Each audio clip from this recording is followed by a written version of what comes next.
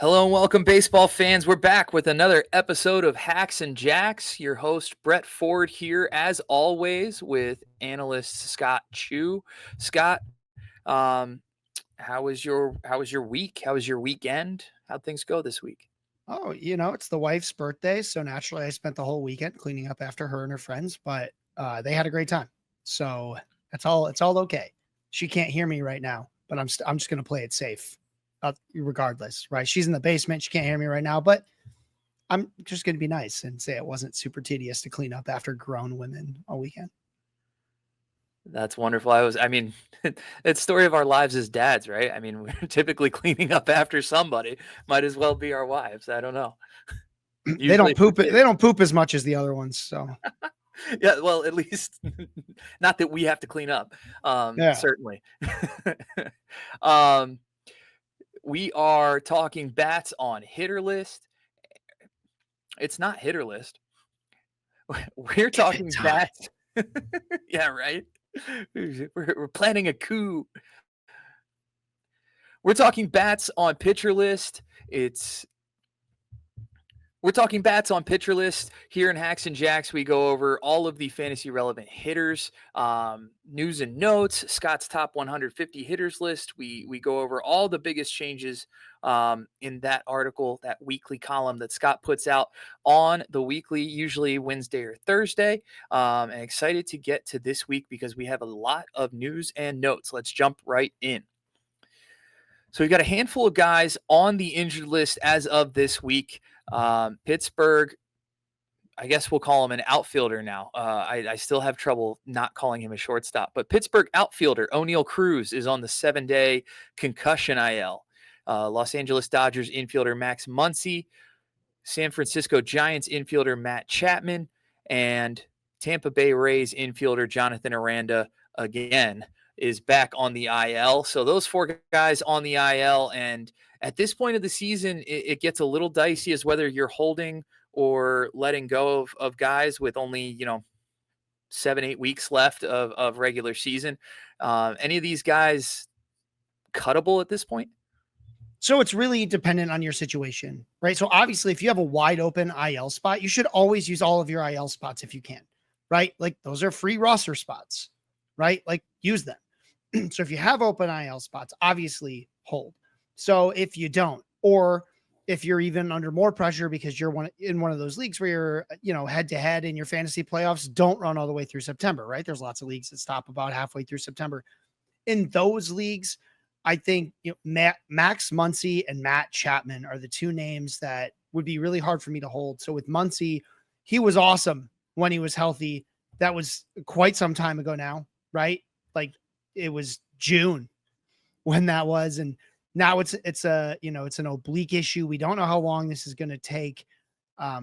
Even if it's the minimum 10 days, are they going to ease him back in as they're getting ready for the playoffs? The guy's going to turn 35 here in like a week.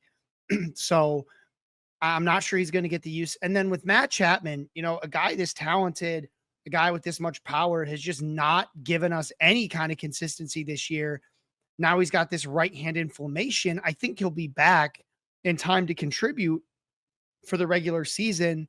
Thing is, he hasn't been good, right? Like he's been fine in OBP, taking plenty of walks, but the batting average is 229. He only had 16 home runs, so he's on pace for like 20, which is fine.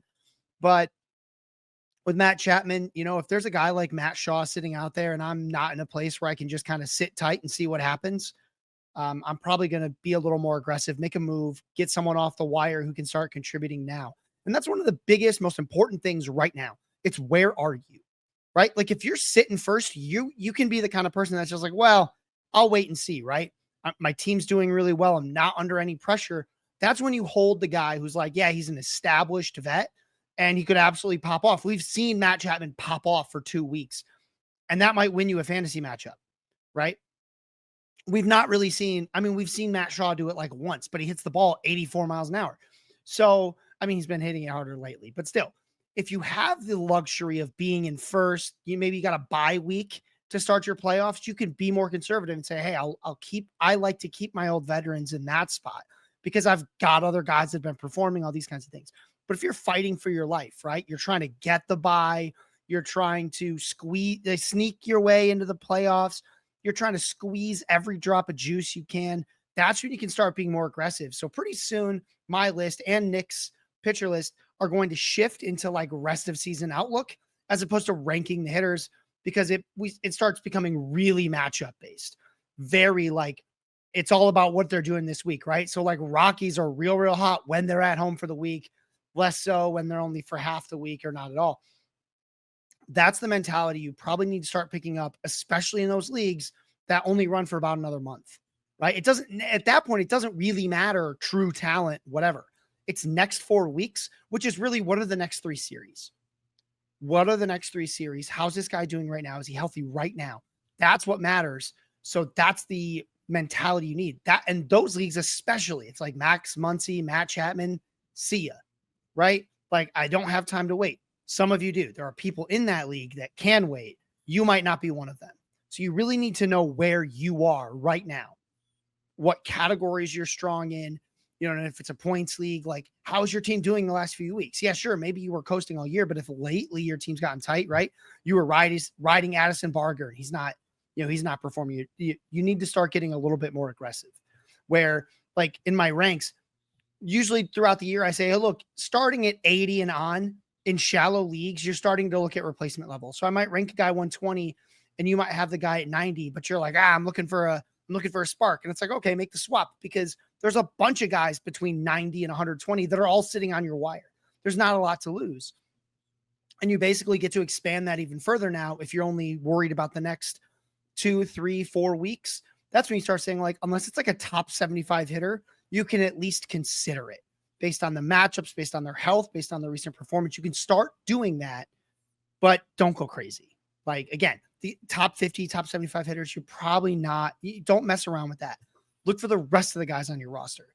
The caveat being, those of you in like an 8 or a shallow 10, that's like the top 40 you care about. And after that, the wire is just loaded. There's probably 10 and 8 team leagues right now with guys like Jakob Marsee just sitting there because everybody's already got good outfielders. No one cares, right? It's just, that's what you do. So I know I've said it several times. It's very important to know where you are, what your league is. If you haven't figured out the replacement level by now, you need to do it today. Figure out what the replacement level is. Where can you burn and churn and still, if it doesn't work, you can go back to the well and there's another, at least similar quality player there. Well, speaking of depth on the wire, there's a ton of guys back from the IL this week. And I actually added a few names that I might not add otherwise, just because of how late in the season it is and how desperate managers may be for production, as opposed to, keeping those top 75 guys and waiting. So this list is a little bit deeper than we're probably used to as far as, news and notes, but I'll read off all the names that have returned from injured list this week. Minnesota Twins outfielder Byron Buxton, Chicago White Sox infielder Miguel Vargas, Texas Rangers outfielder Evan Carter, Toronto Blue Jays infielder Andres Jimenez, Washington Nationals outfielder Dylan Cruz, Chicago White Sox infielder Chase Mydroth, Seattle Mariners outfielder Luke Raley, Atlanta Braves outfielder Ronald Acuna, and Toronto Blue Jays outfielder George Springer. Obviously, there's some names on this list that are, guys that have been held and are not available on the wire, but there's some guys here that could be interesting over the last month of the season. Yeah, and obviously, I think the one that stands out the most is someone who's really struggled at the start of the year. That's Dylan Cruz. What Dylan Cruz does when he's playing well is he puts the ball in play, he steals a bunch of bases, and he hits double-ish digits home runs, right? I think in peak seasons, we might see him hit, more. He had 7 in 48 games this season. I think we should expect around 15. But the thing is, he can steal a bunch of bases. In his pro career so far, he's stolen a base about every 4 games.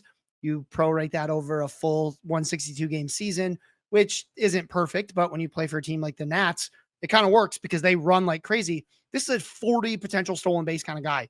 So I'm all about Cruz. It's been so long since he was bad. Like, that was in May, right? So much has changed since then. Any problems he was having then really aren't going to apply now. Everything's going to be changed. And I'm going to go right back to a guy who was, at the time he graduated from prospects lists, a top 5 prospect in baseball, who has a really short, I mean, he's played 79. I think today was 80th game in the major league. So that's the big name. That's the one I would be going after the most.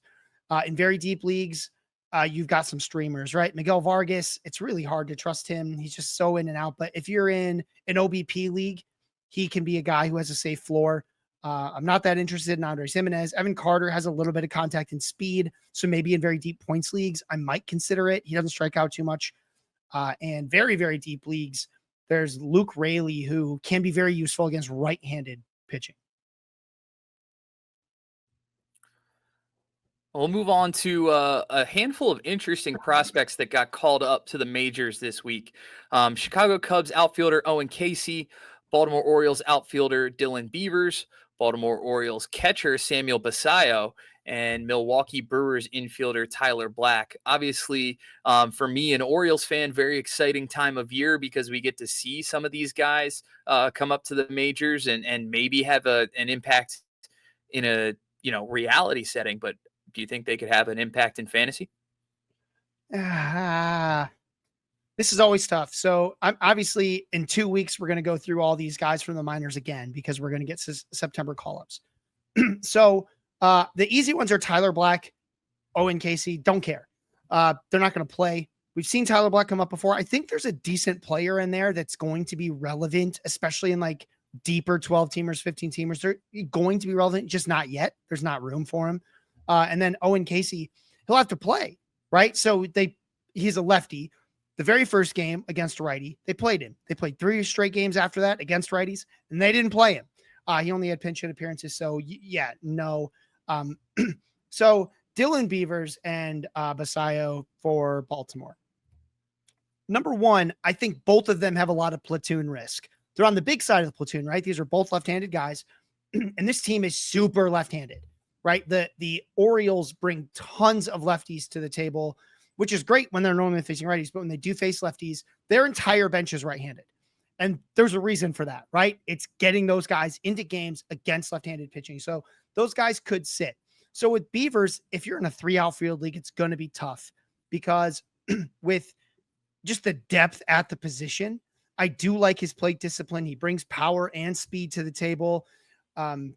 This is not a guy who's like currently a top like 50 prospect or anything like that. Right. So like we want to be a little bit careful before we go too crazy, but he was having a really nice year in AAA. I think in a 12 team 5 outfield and I'm hurting, I could see someone taking a flyer to see like, hey, let's see what happens. But I do think he's going to hit near the bottom of this lineup, and he's a rookie. And if you've learned anything over the last 2 or 3 years, after we had this huge wave of rookies who like all succeeded immediately, it's that the vast majority do not, right? The vast majority of rookies struggle when they get here, or they're good for a second and then they struggle, right? So you can go for it, but like, he's not going to be ranked when the list comes out. He'll be in the, he'll be on the taxi squad, but he's not going to be ranked because there's just not, between getting platoon probably against lefties and, just a couple questions overall about how this skill set will play in the majors. Again, I like what he can do, but we just haven't seen it there. We'll see what happens. He made big strides in contacts list this year. We'll see if they carry over. With Basallo, so he's a catcher.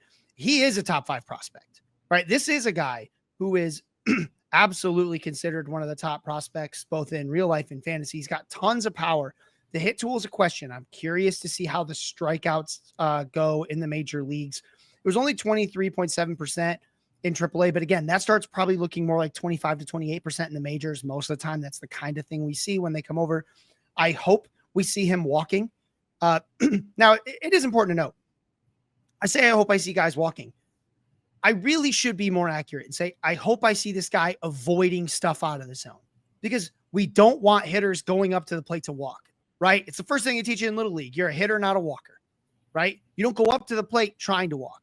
You go up to the plate trying to hunt for stuff in the zone to hit. And I hope he does that and he doesn't expand the zone too much, because there's 2 kinds of ways that we see guys strike out. It's because they expand the zone too much, and or they just miss, right? So like we'll see a lot of like some of the big power hitters who walk a bunch. They got like a 10, 15% walk rate, but they strike out a lot because they miss. They just straight up whiff. That's when we start talking about zone contact numbers, things like that. So that's a number to watch for Basallo right out the gate is zone contact. You can see it. We can get it for AAA. And that's my biggest concern here is that in AAA, it was 75.5%. So Samuel Basallo in AAA zone contact, 75.5%. That is not going to play in the majors. And I really worry that when, that was the year before. This year it's 84.5. But what we've seen is that like kind of dip down, right? So if that number gets below 80, it's going to be tough. He keeps it above 80, it's going to be good. It takes like 2 weeks before we have a sample that really means anything, but it does go a little faster because this is a pitch level stat, right? Well, it's swing level, but guys swing, right? I'm not waiting for results. All I care about is he hitting the ball? So that's the biggest thing for him and not falling behind in the count, which he's done a good job of in his minor league career. So Basallo, more importantly for fantasy, do I need to go at him? Man, catcher is deep. It is so deep. There's just been guys coming out all over the place. Drake Baldwin recently. Ben Rice is playing now. He's played for like 8 games in a row. He's going to be the feature on this week's hitter list because he's playing. There's a lot of catchers. And some of the older guys who had been struggling a bit are now hitting again. So William Contreras is hitting again, right? So the guy I'd make the swap, like that I'd be looking to make a swap for is his teammate, Adley Rutschman. It's been over a year since we've seen Adley Rutschman be the guy that we all want him to be. This guy who swings a lot, but is a contact god, right? That's what he was at his peak. He's not that anymore. And even when he is making contact, it's very poor quality contact. So with Adley Rutschman, that is a guy I'd let go. We'll be talking about him again in the offseason. And in Dynasty, I don't think I want to do that. I mean, Basallo is not available in Dynasty. He's been rostered for a while, but that is a guy who I would consider cutting. Now, some notable stats for Basallo in AAA this season: 13.7% walk rate. Now, granted, that might not be relevant, but with AAA pitchers maybe pitching around him. But the one eye-popping stat that I'm looking at is a 319 ISO this year in Triple. And I know it's AAA, and I know I need to temper my expectations as an Orioles fan, try to keep the homerism down a little bit. But 319 ISO is something special, and we'll see if that translates to the major. Scott, like you said, the zone contact rate, major improvement from one year to this year, from last year to this year. We'll see if it sustains in the major leagues. And the reason that one's so important is because we already know what's going to happen when he does hit the ball. This 94.2 average exit velocity in AAA this year. Just smokes the ball, right? This guy can hit it as hard as anyone in the league, but he's got to hit it. So that's really what we're paying attention to, that he's not expanding the zone, and that when he swings in the zone, he's getting the stick on it. We'll take a quick break. When we come back, we'll jump into Scott's top 150 hitters list after this. Welcome back to Hacks and Jacks. We're talking hitters on pitcher list. It's Scott Chu and Brett Ford. Scott's put together the top 150 hitters list yet again this week. And we are talking risers and fallers in the list. And Scott, one of the first things I noticed is that we've got some guys that have typically been light hitting middle infielders that have really risen through the ranks the past couple weeks. I don't know if it's the humidity, their balls are just carrying a little bit further, or what it is, but the first 3 risers we're talking about are these light hitting, typical speed guys that we usually kind of draft for stolen bases and not much else. But we'll start with Geraldo Perdomo, Arizona Diamondbacks infielder. He's in tier 5. He's up in the top 50 for the first time. He's up 16 spots to number 35. And I feel like this is part of that Paul Rudd meme where he's just sitting there on Hot Ones going, look at us, man. Look at us. So he's been a top 20 hitter on the season. And I haven't put it. Here's the thing. I have not been a believer in the power. And the reason for that is because in, what is it? Well over 300 games, like 350 games in his major league career from 2022 to 2024. he had a total of 14 home runs total, right? 2 of those were like full seasons. He played 148 games, 144 games, and 198. Or sorry, then 98. He has 13 this season. He hits one more home run. He'll have doubled his career number, right? One more. So that's a really tough thing to believe. And yes, he is hitting the ball harder. Don't get me wrong, right? But he's not hitting it that much harder, right? His barrel rate is 5.7%. That is about half of what I would expect like a power hitter to have, around 10%. It's below average, which is usually going to be around 8%.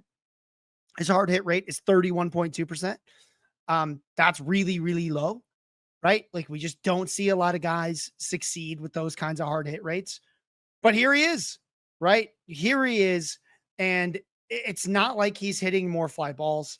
He's not pulling the ball more. He's hitting it harder by like 1 mile per hour, 2 miles per hour, which is cool, except it's from 85 to 87, right? He just doesn't hit the ball hard. So I'm really like rest of the season. I don't know why I've just been holding out so long, not believing the power. He's got the magic this year. I'm very, very interested to see how projections take what he's done in 2025 and carry it to 2026. Projections have a hard time with guys who have these big 1-year shifts, right? Because they're going to kind of look at it as part of like the whole. Our job is to figure out, is it truly something different? Or is this one of those cases where it just things just went perfectly, right? Is this the power peak? Because the power peak for him is probably around 17 home runs. Will he ever get close again is the question. And we see this kind of thing happen, right? Sometimes, the rabbit ball year is a good example. But like Jeff McNeil hit 20 home runs 1 year, like 20. Jeff McNeil, right? Like it can happen. Like Matt Shaw has a bunch of home runs in the last 2 weeks. He hits the ball softer than Perdomo. But again, hitting it a little bit harder lately, but still. So I don't know how much I believe in the power, but this offense is a lot better. It stayed playing better than I thought it would after they traded away, 2 guys at the heart of their lineup to the Mariners in Eugenio Suarez and Josh Naylor. He's hitting, he's leading off, which is perfect for his skill set over the last week because he just puts the ball in play and Corbin Carroll brings him home. So I'm hesitant on where I'll rank him in 2026, but in 2025, it's been time to move him up. Long overdue. This watching Geraldo Perdomo reminds me a lot of watching Maikel Garcia, except in a better lineup context. I feel like those guys are really similar in a lot of ways. But Perdomo, like you said, Perdomo is just magic this year. I don't know what he's doing different, but I feel like Maikel Garcia is more of a player comp for him than like a top 30 hitter. That's actually an amazing player comp. And one of the biggest differences between them is that Maikel Garcia does hit the ball hard. So his hard hit rate is in the 40%, average exit velocities over 90 miles per hour. He's always hit the ball hard. He just always hits it too far into the ground. So they have the same barrel rate, even though the hard hit rate is much higher for Maikel Garcia. The barrel rate is really low because he just doesn't hit the ball in the air.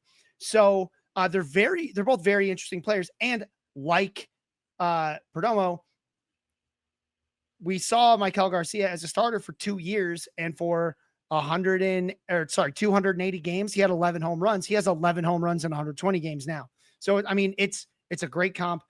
I actually think I believe a little more for Maikel Garcia, but I also think the floor is lower for him than Perdomo. And I think the ceiling's a little lower too. Because again, I think that's what we're seeing now, but in points leagues, they're both studs. They'd both be ranked at least 1 or 2 tiers higher in points leagues. But yeah, so those are 2 guys that are doing some very interesting things. I'm very curious to see how projections deal with them next year. I think they're probably top 75 hitters, but where, right? Like Perdomo's not going to be a top 20 guy, a top 20 hitter in drafts next year. Top 30, probably not, but maybe we start talking 40, 50. I think that's where he ends up. But we'll see, right? When you guys don't have power, it's tough. Well, we'll move on to our next hitter. It's Milwaukee Brewers infielder Brice Turang, tier 6, up 12 spots this week to number 50. And this is one of the rare occasions, Scott, where we see a guy elevated in your list, even though he went from batting top of the order to in the bottom third in this Brewers lineup that's been red hot. Just had their 14-game winning streak snapped on Sunday against the Reds. By Austin Hayes, of all people. But so this is the thing. So it's funny. Turang's not stealing bases like we all kind of want him to, but he did hit a bunch of home runs out of nowhere, and he's still playing for this offense. I think he could find his way back near the top of the lineup. I think he's a second baseman, and that matters. A lot of second basemen moved up because second base stinks, and it's really hard to manage that position. So a guy like Turang, who's been the second best second baseman on the season so far, is just really valuable. Even when he's not stealing right now, because this offense is so good, he's still scoring runs. He just scores runs, it seems like every day. And that part of that's just being part of an extremely hot lineup. Until the Brewers truly cool off, I want every piece of that offense I can get if they play every day or at least close to it. Well, let's talk about the guy who took his spot at the top of that Brewers order, and that's Sal Frelick. He's down in tier 9. He's up 26 spots to number 87 overall.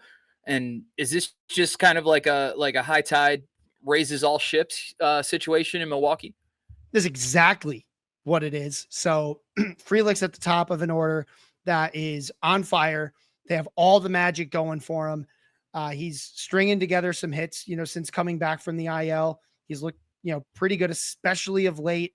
And again, he got on base 4 times I want to say it was Thursday, and he scored 4 times, right? That's what the Brewers are able to do. As long as he gets on base, he's got a real good chance to score for them right now. So because we're only looking at like a short chunk of the season, he moves up my list because I'm like, I want a piece of this offense, especially guys at the top of it. Again, against lefties, he might sit or move down in the order. But for the Brewers, whenever they're facing right-handed pitching, he should be at the top of that order. And I believe there's still quite a bit of that coming up in the schedule. And again, it's just, you want pieces of hot offenses, right? Like it's less play like a player. There's no such, like on one hand, they say there's like, oh, there's no such thing as heat. You can't predict it, but you can see it when it's happening, get what you can out of it, and then be ready to move on. That's why these guys, that's why Frelick isn't shot up even higher on the list. But, he's an outfielder. He'll be replaceable. But, yeah, like I want every piece of this offense I can get right now. They look like the best team in baseball in the month of August. And until they stop looking like that, I want every piece of that offense. We'll jump back up to tier 7 where Miami Marlins second baseman Xavier Edwards has jumped up 21 spots to 68th overall. Edwards been leading off for the Marlins pretty much all season, but really slumped there in the middle of the year. He's finally getting hot again. Scott, what's going on with Edwards down in Miami? Well, the second half has been just much better for him. But the thing I was really waiting for is the steals. When he came on last year, Xavier Edwards was a stolen base machine. He would not stop stealing bases. We came into the season thinking this is a guy who, he's going to steal, 40 bases, 50 bases, right? Like that was the dream. And it just did not happen. Again, when I say like he had 70 games, he stole 31 bags, right? Like he was flying on the base pads. This year, the plate discipline is just as good, but the stolen bases aren't there. 107 games, 23 steals. That number looked a lot worse until about a week ago, right? So it started with, they played 5 games against Atlanta. I think they stole a bunch there. So just in the month of August, we have Edwards with 6 steals. That's the pace I expected earlier. This team just lost Kyle Stowers, who was at the heart of their offense. If they want to score runs, if this team still wants to feel like they're playing baseball, one of the ways they're going to have to score those runs is with stolen bases. So seeing Xavier Edwards run again, that got me shooting him back up, because without that, it turns into empty batting average on a bad offense.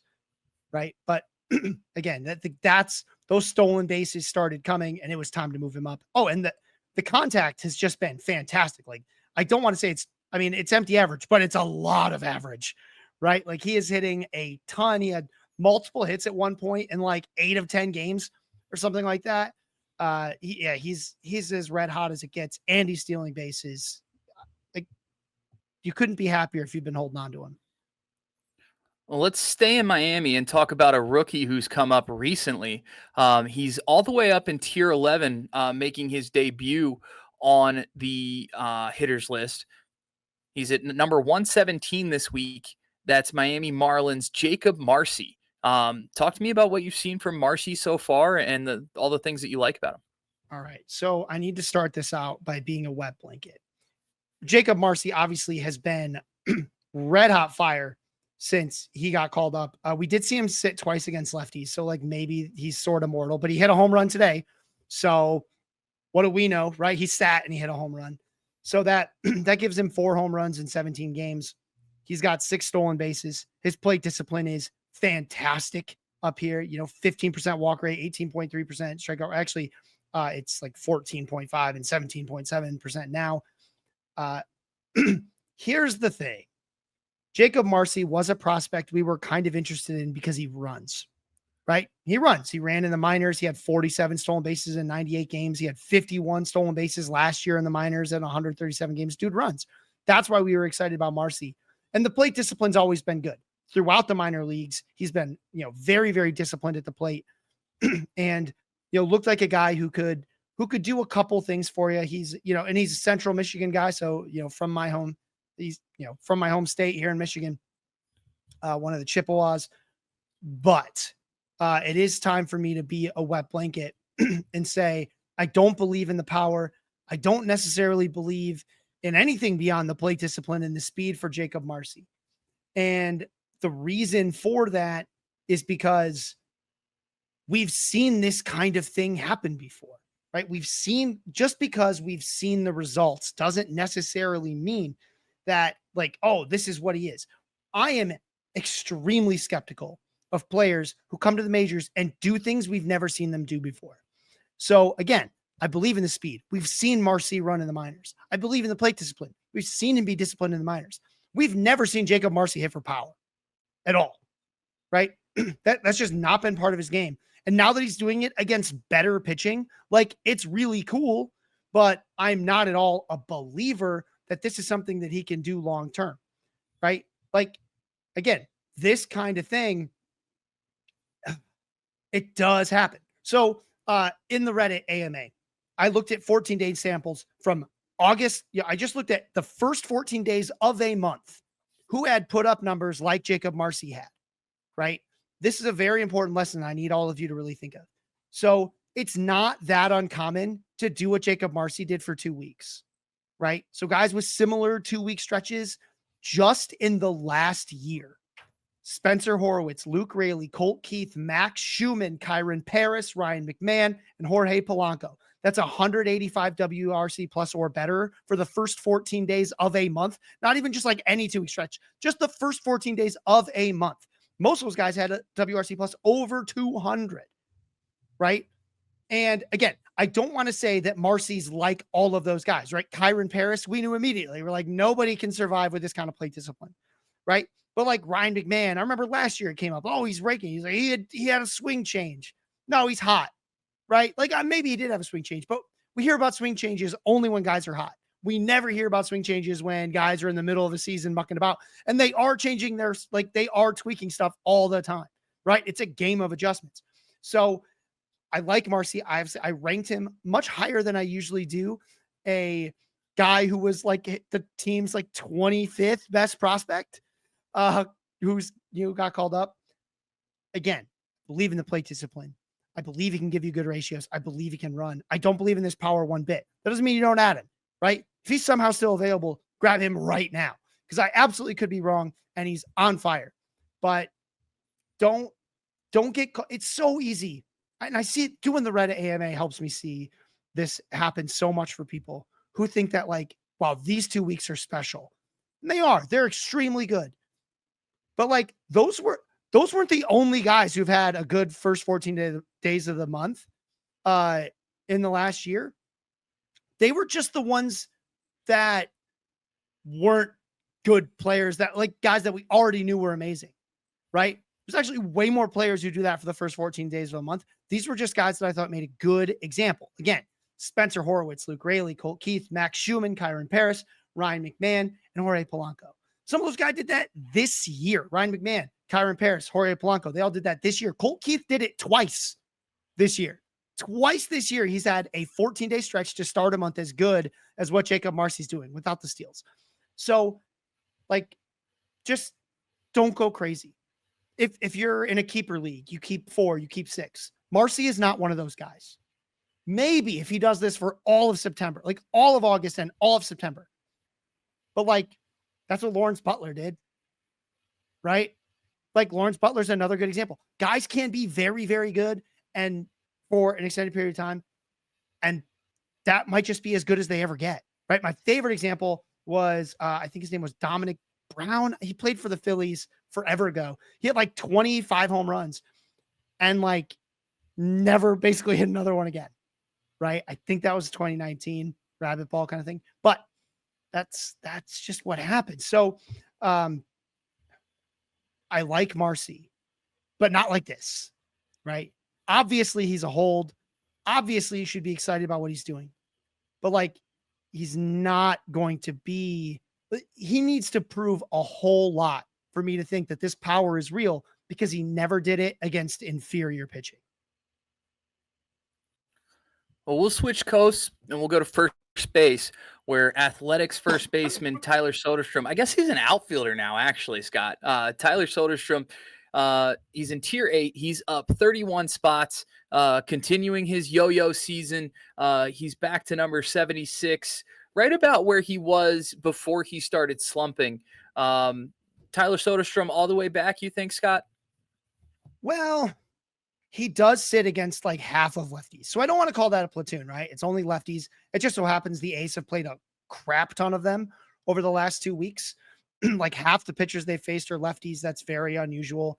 So I keep, it was a long slump for Soderstrom. It was a long slump where he like didn't even hit for extra bases and he keeps spiking, right? Like that's what we see is like spike and then lull and then spike and then lull. And that's very classic for a power hitter, even one who doesn't have like, who has good plate discipline or at least pretty good plate discipline like Soderstrom. I think it gives us a sense of what he is, right? Mid to high 20s home runs, can hit for some average, not like a good average, but not a painful one, right? 264 right now. I think he can hit anyway. Probably 250 to 260. That's something he could get to regularly. He's pretty good at making contact. The barrel rates are pretty good. This offense for the Athletics has some exciting pieces. So, when they're hot, it looks good. The strikeouts have been a lot better of late. Like they took a big dip back in June and they just stayed there. So it's only around like 20%. Like there's a lot to like. First base is deep. I think Soderstrom is good enough to be on that level. We started the year with like a whole bunch of guys that we thought were going to be great all year, man. Zardo was there. Soderstrom was there. Torkelson was there. Rice was there. We started the season with all those guys like, man, these guys are going to carry first base. And first base stayed deep, but not necessarily because of all of them all of the time. So, a lot of them are relevant again, like Ben Rice playing every day now. He's relevant again.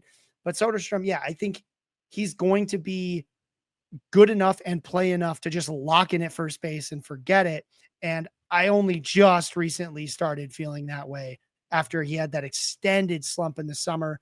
He peaked again, then he fell off again, but he's coming back. And how quickly he rebounded from the last slump is what really kind of sold me. I'm like, if he can do that, if I don't have to wait a month for Soderstrom to be good again, I'm willing to wait.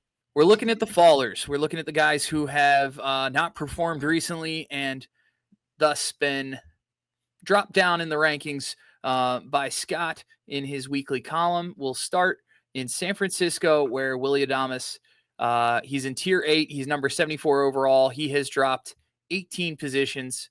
And really the whole Giants offense is starting to crumble. I thought they'd get better because they added Rafael Devers and they just didn't. So we had moved right around starting in like July, we had moved Adames way up because he was just on fire and he had done this before. And again, I don't usually believe in like first half, second half splits, but we've seen him get hot and just carry for like 2 or 3 months. And this one, he had a great stretch of about a month. It fell off hard. And the biggest thing that has caught my attention is since July 30th, the strikeout rate has gotten absolutely out of control. It's 34.8% for him. Not hitting the ball with any kind of power, only an 86.5 mile per hour average exit velocity. It's just ugly, right? It's ugly. And shortstop's deep enough that you probably can look around. Yeah, he hits third or fourth. He plays every day. That's all great. But Adames doesn't do enough to really get me excited. And his slumps just seem to last so long. And we also haven't really seen him strike out like this before. And it's very sudden. Like he just started striking out every day, multiple times. It's really bizarre. And it worries me a little bit, especially on a team with nothing to play for. So yeah, he falls. He may fall again. We'll stay in the middle infield. We'll head to your Detroit Tigers, Scott. Tier 8, number 79 overall, down 20 spots. It's Tigers second baseman Gleyber Torres. Yeah, and we talked a little bit before about how when the offense is good, you want every piece of it. And that was how Gleyber Torres got so high in the ranks. The Tigers were a great looking offense. He hit near the top of it. He hit, at one point he hit like 4 home runs in 6 games. He was looking great. And then immediately after that, which was basically about the start of this month, it just stopped. And the Tigers offense, which has looked a little better, playing against Minnesota helps, has looked a little better of late, but it's just the run scoring has stopped. And now all of a sudden it's not even empty average. He's not hitting for any average. So since August 2nd, he's hitting 170. He's got 1 home run and 1 double in 59 plate appearances. Second base is a tough position, but Torres just isn't getting it done right now. And if you're fighting for your playoff life, it's probably time to start looking at the wire to see what's there.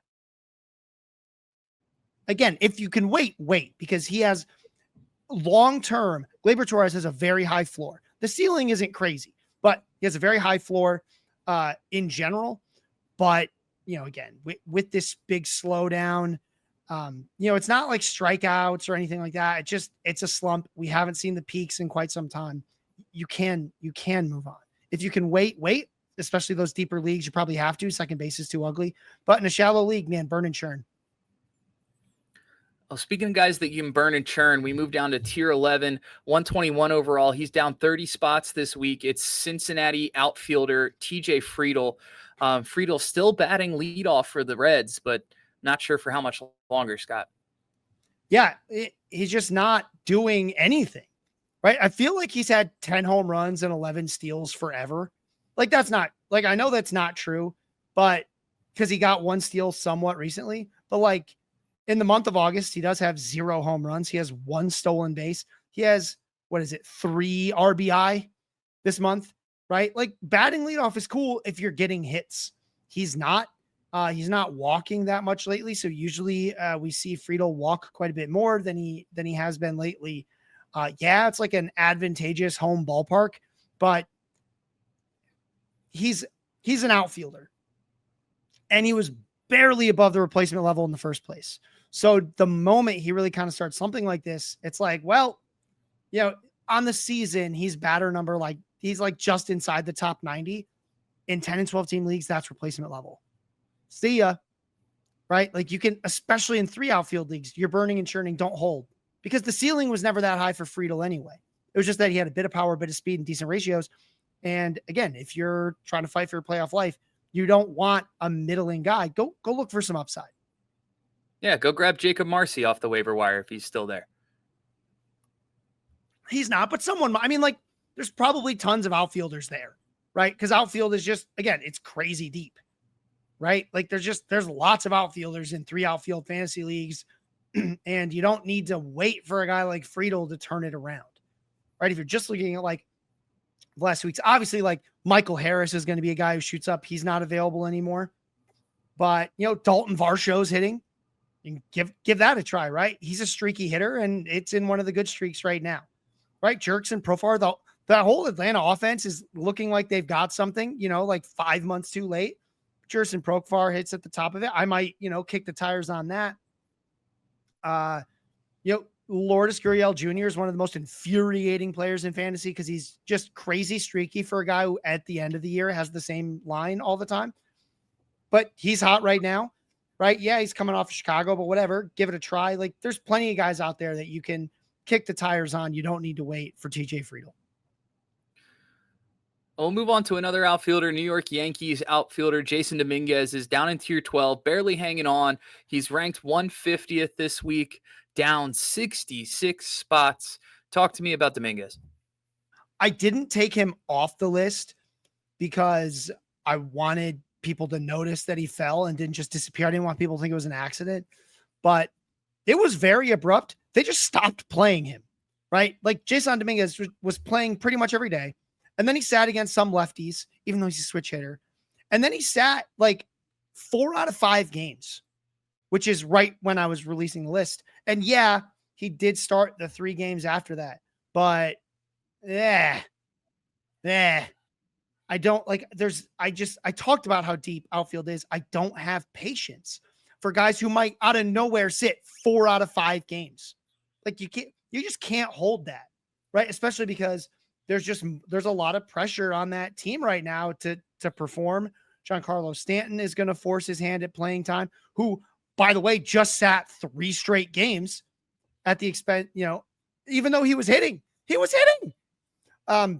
This Yankee team is like the Rays right now. You don't know who's going to play on any specific day outside of like Aaron Judge. Trent Grisham is back to leading off for them every day after all of us, like he was in and out of the lineup. It's a tough thing to follow. They keep giving Paul Goldschmidt time, like Paul Goldschmidt's back. So they keep giving him time, even though he's not hitting. It's very, very frustrating. And I think right now, the guy who looks sort of like the odd man out for fantasy is Jasson Dominguez, because he hadn't been that. We'd been sort of waiting for a breakout. He hadn't already done it, right? He had like a good 2 weeks in July, and that was about it. We haven't really seen it again. So with that, plus the lost time, you just can't keep waiting. Well, that does it for our fallers this week, Scott. Is there anybody from the taxi squad that you wanted to mention, whether it's for good reasons or not so good reasons? I mean, I said my piece on Marsee, and there's going to be a lot more of that throughout, this time of year as more guys get called up, more guys get sent down. I think a player that's worth noting that may have gotten cut while he was on the wire that is hitting a little bit and may be helpful to you at third base is Alec Bohm. So Alec Bohm is back. He can be very helpful, especially in points leagues. If, someone didn't wait it out and they let him go, I don't want to just keep belaboring the point, but you do not need patience this time of year, right? Just avoid the guys with the biggest, most obvious red flags. So like Colson Montgomery is one of those guys. He strikes out way too much. Like he's a classic White Sox hitter. He never walks. He strikes out a ton. Yeah, sure. He'll have a hot 2 weeks, but by the time you notice and you grab him, you get nothing for it. A great comp for him is like Kyron Paris, right? Who never walked, struck out way too much. And we even said, now that you noticed, it's already too late, right? You needed him a week ago, right? Because now, you're playing on borrowed time. So you want to watch out for that. And I also want to talk about a guy who is ranked very high, who I'm not worried about yet. That's Pete Crow Armstrong. So Pete Crow Armstrong he's been slumping, right? He's had a real rough 2 weeks. Even the last 30 days haven't been good. It's especially bad in the month of August. Just not finding hits, right? He's just not he has 1 stolen base, no home runs. He got caught once. He has 1 coming into today. He had 1 run and 1 RBI in the month of August. And yes, you have to keep playing him. The reason is because yes, the strikeouts are ugly, but we already knew that this is what Pete Crow Armstrong is. He is a streaky hitter, right? He doesn't walk a lot. He keeps the strikeouts on for the season as a whole down, right? Like we've seen him strike out like he is right now. Before he did that back in May and June, you just didn't notice as much because he was performing still. But don't panic. There's nothing really wrong here. This is just part of the ebb and flow for Pete Crow Armstrong. Like, yeah, he's probably not a top 5 hitter, right? But he's still top 15. Even if you're pessimistic, he's got to stay in your top 20, 25. He's way above the threshold of you got to start benching him. And I get it. I'll hear you say it. oh, he's been hurting me so much the last 2 weeks. Those days are gone. You only care about what's coming forward, right? And Pete Crow Armstrong, if you're doing projections, is going to beat just about everyone on the wire for the rest of the season, right? Like, we know in reality there might be some guys that outperform him, but I think you've got to hold. We have seen too much that's been too good to say, like, there was nothing illegitimate about what he's doing. There's nothing illegitimate about his slump, right? It's not just bad luck. There's nothing illegitimate about how good he was, right? Like, it was all there. He was hot. Now he's not. That's the only real difference. So just hold, be patient. Don't give up. He's been so good. I don't think this was going to happen. I see too many good players get cut this time of year because people say, like, oh, well, I can't keep waiting. It's like, look, dude, it's been a bad month, but he had 5 good ones, right? So, like, have a little patience, especially for a player that we've told you all year long is a streaky guy, right? Because when you see guys with low walk rates and strikeout rates around 25% or higher, they are streaky. They put a lot of balls in play. They also strike out a lot. They're aggressive swingers. They expand the zone, and that can get ugly at times. You've got to wait it out because when he's good, he's so much better than everyone else. Oh, one guy that you talked about during one of our breaks, actually, that I think is going to be relevant here in the very near future is Seattle Mariners outfielder Victor Robles. Robles on a rehab assignment, will be coming back soon. And Scott, you made some really good points during that break about where he'll fit in this Seattle Mariners lineup when he gets back. Do you mind just going over that again for the podcast? Yeah. So, first I want to say, I do not care what the rehab numbers are for Victor Robles. He's played enough games in the majors that I just don't care. He has 617 games in the majors. I don't really care who he does on the rehab unless he goes like 0 for a million, right? Which he hasn't. He struck out a little bit, but he already has some hits. He's already put the ball in play. He's doing fine. So with Victor Robles, what matters is where he's going to hit, right? So Robles, obviously, he came on really strong at the end of last season. Hadn't shown us much yet in this season and then got hurt. He's been, he's probably going to need like another week or two in the minors, but the Mariners are just a grooving offense, right? They brought in some extra guys. The question is, where's he going to hit, right? So Randy Arozarena, who's been really, really good this season for the Mariners, is currently the leadoff guy, but he's notoriously streaky, right? Not for the same reasons as like Colson Montgomery and Pete Crow Armstrong. It's just something we've seen throughout his entire career. So Arozarena is streaky. Could they put Arozarena down and have him hit like 6th and put Robles at the top of the order? I think that's very possible, right? Like, I think instantly when Robles comes in, he will play every day, right? Because Dominic Canzone's been fine, but he's not great, right? There's plenty of room for him. If he's hitting at the top of this order, he's going to be a guy I want to add immediately. Just because, again, I want a guy who's leading off for an offense that's groovy. Cal Rayleigh, J-Rod's looking great. Josh Naylor's been fine. I mean, he's been pretty good. Eugenio Suarez is going to turn it around. We've seen it a little bit the last few games. That offense is going to groove. So if you've got an open IL spot, this is the time. Go grab Victor Robles. And you might not hold him long, right? If he's not batting leadoff and maybe they're platooning him a little bit, just let him go. But that's a guy I want to see, especially if he's going to be batting at the top of that order. And I think there is a chance that happens. Well, that'll wrap it for Hacks and Jacks this week. Scott, let the people know where they can find you and your work. So obviously you can find me, let's just call it Thursday. Thursday morning, midday, you can find the top 150 hitters, also known as the hitter list. You can also find me on Twitter at if the Chu fits, if the CHU fits, or Blue Sky, scottchu.pitcherlist.com.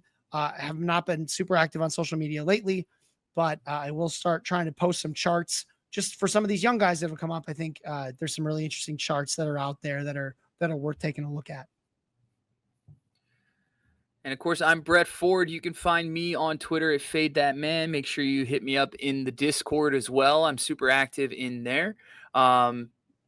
And you can find my content on Sundays talking Fab Insights, just talking Fab bids. It gets super interesting this time of year because the teams that are out of contention just stop bidding. So it becomes kind of a 4 or 5 man race in some leagues, and there's an edge to be had. So it's super important to pay attention to those columns these days. We'll see you guys next week. Thanks for tuning in. And Scott, make sure you wish the missus a happy birthday. And we'll talk to you next week, buddy.